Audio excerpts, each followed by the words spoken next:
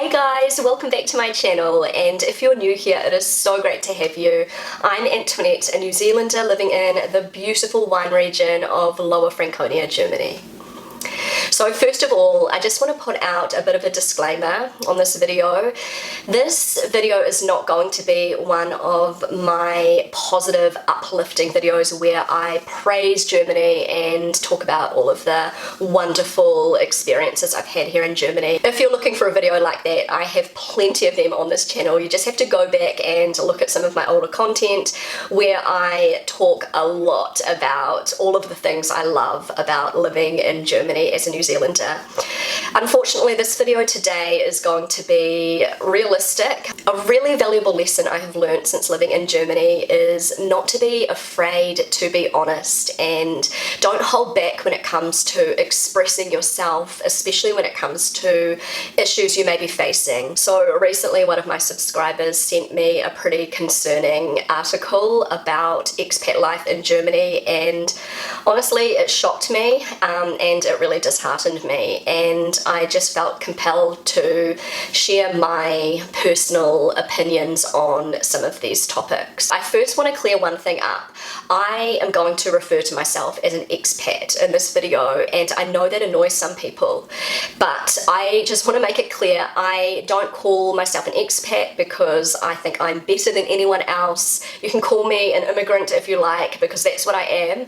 I just like to use the word expat because I just think it sounds nicer. Okay, so this article I'm going to share with you was recently posted by imexpat.de. This is a really amazing resource for expats living in Germany, or foreigners, whatever you want to call us. So the title of this article is Isolating and Uptight. Germany receives the worst ranking yet in Expat Insider Survey. Germany never fares well when internationals speak their minds in the Internation's Expat Insider Survey each year. But in 2024, new lows have been reached. The Federal Republic has been named the worst country for digital life, administration, housing, and languages. So if you're interested in this, then please keep watching, and I'm just warning you, Germany did not do well in the survey.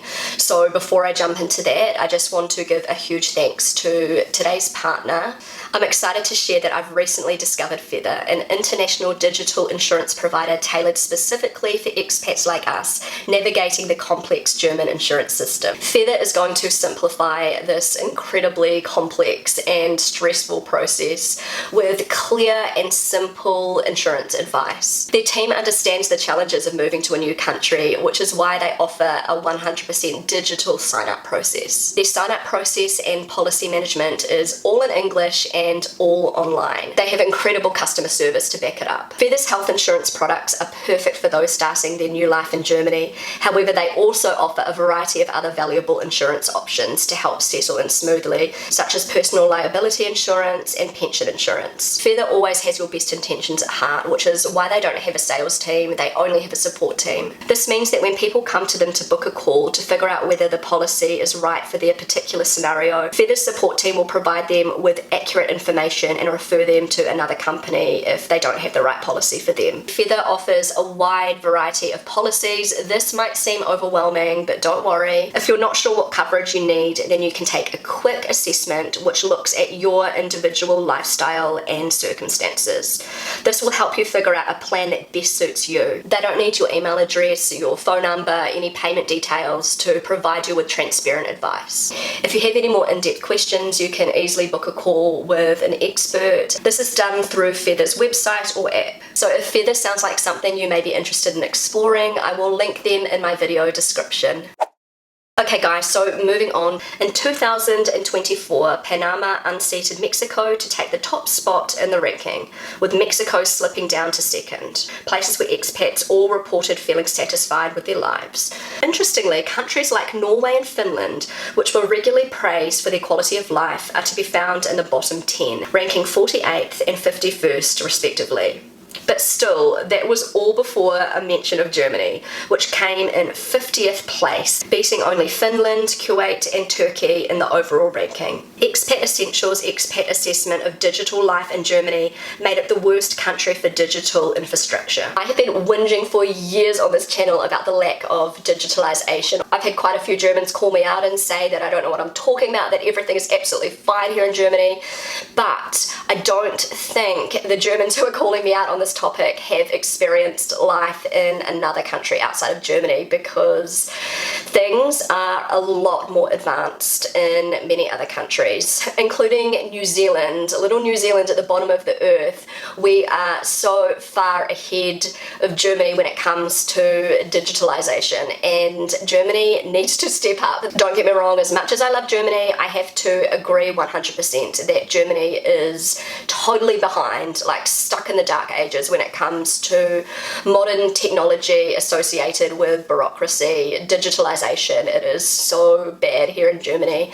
I don't know why. For a wealthy, modern, first world country like Germany, why on earth are they so reluctant and stubborn about making changes and keeping up with the rest of the world when it comes to digitalization? So a perfect example of this was me trying to get my German residency, my permanent German residency.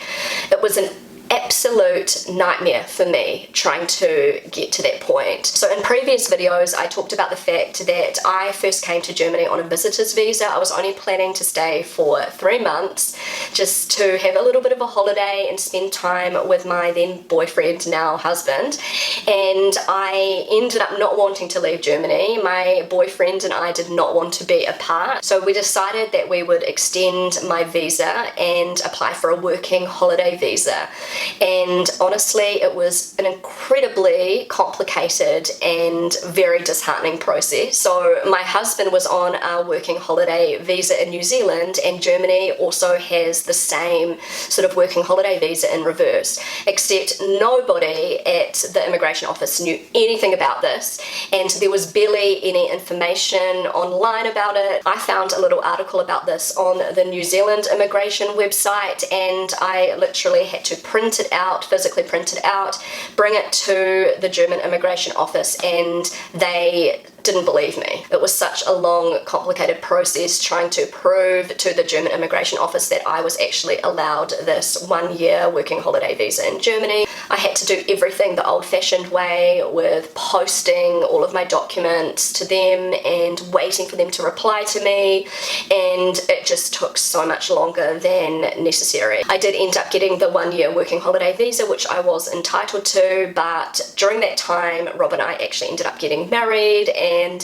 the whole process of me trying to get my permanent residency was just so stressful. Even though I was married to a German citizen, it was really, really difficult. The people at the immigration office were so incredibly rude and patronizing and just made the process unbearable. Every single detail was done the old-fashioned way. I was posting really valuable documents through snail mail and back and forth. When I finally was able to talk face-to-face with the immigration officers, they were so dismissive and rude, and they were not nice at all. When one document was missing, that would delay the whole process by months. It was just a nightmare. I was basically in tears every single time I had to meet up with the immigration office.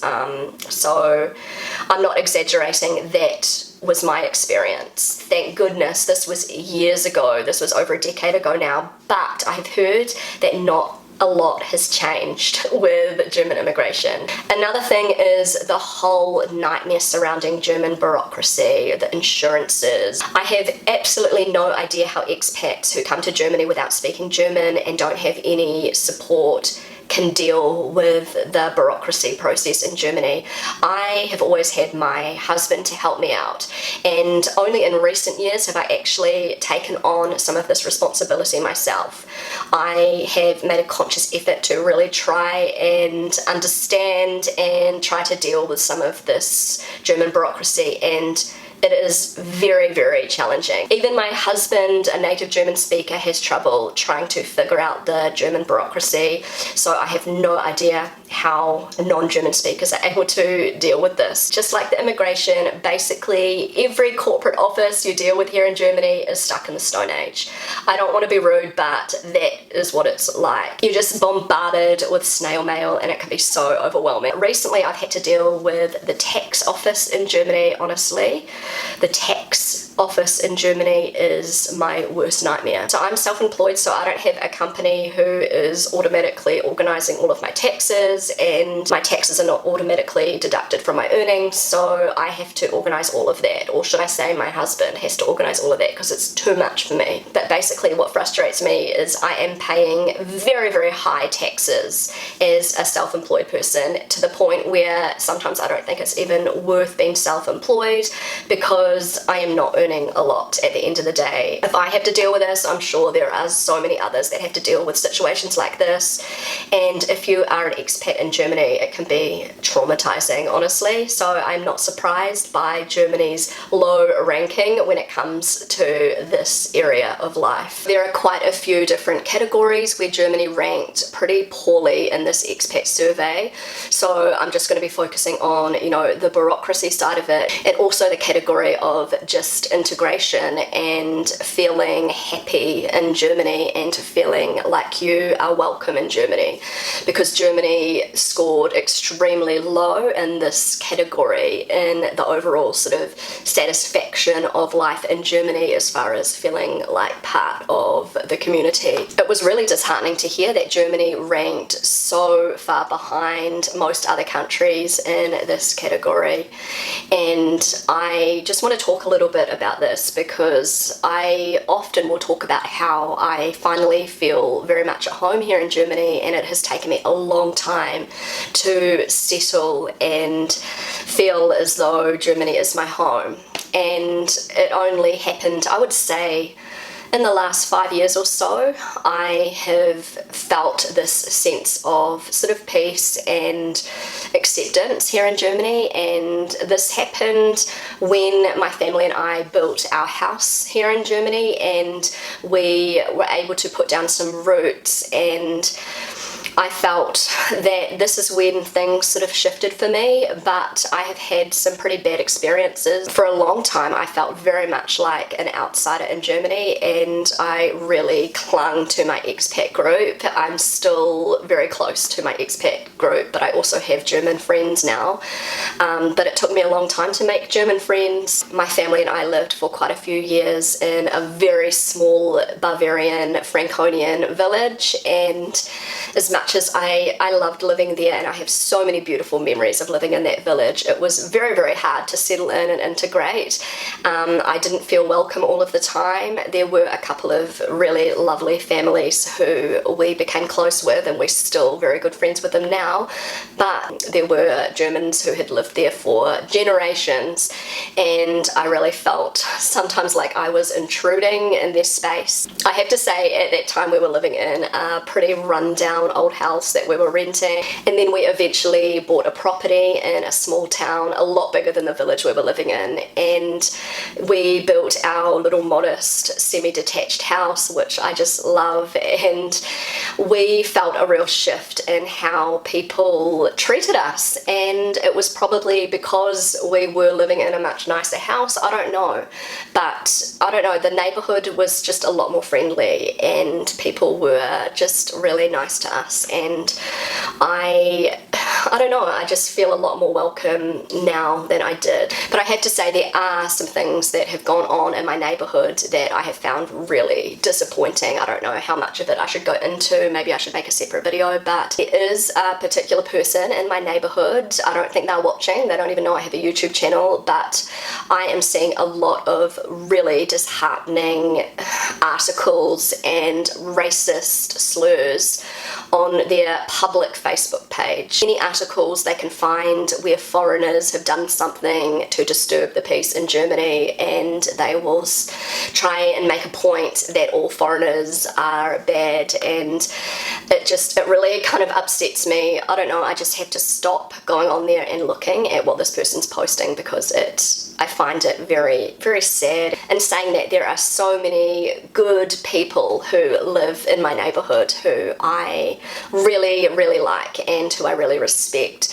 Another incident that kind of upset me recently, there were two families that moved into our neighbourhood, and so one family was a German family, the other family was a Syrian Muslim family, and this family moved into the flats in the area, but the other family moved into a nice family home, and they were welcomed with open arms in our neighbourhood, just like we were. There was a message in our street WhatsApp group just saying, welcome to the neighbourhood, and it's great that you're here, and everybody was sending them welcome messages, and this Syrian family wasn't included at all, and not even sort of considered part of the street according to some of the people living around here. I don't know, that was really alarming to me. I mentioned it to my husband, and he also noticed that, and he didn't think it was okay.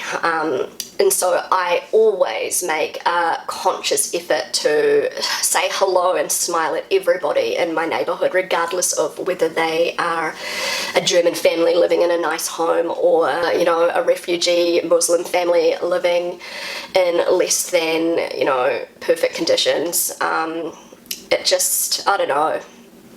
Those kind of things really upset me. I don't think people sit back and put themselves in other people's shoes. I really don't. So yeah, I can see how many expats have a hard time settling into Germany and feeling like they belong. And it's really sad for me to read articles like that. And, I talk a lot about how much I love Germany, and I'm the first to defend Germany when somebody says something negative about Germany or Germans.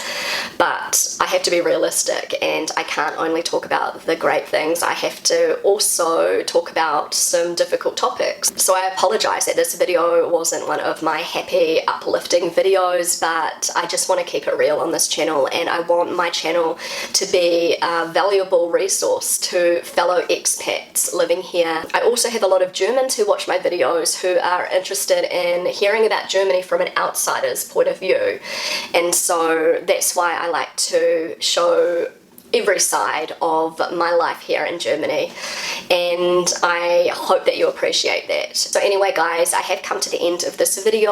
I just wanted to remind you, if you are an expat living here in Germany and you're struggling with German insurance and you need some guidance in English, then make sure you check out Feather. I will link them in my description below. Thank you so much for watching guys. If you enjoyed this video, then don't forget to give it a big thumbs up. It really helps out my channel. I would love you to consider subscribing if you haven't already. Feel free to connect with me on Instagram, and I will see you again really soon. Bye!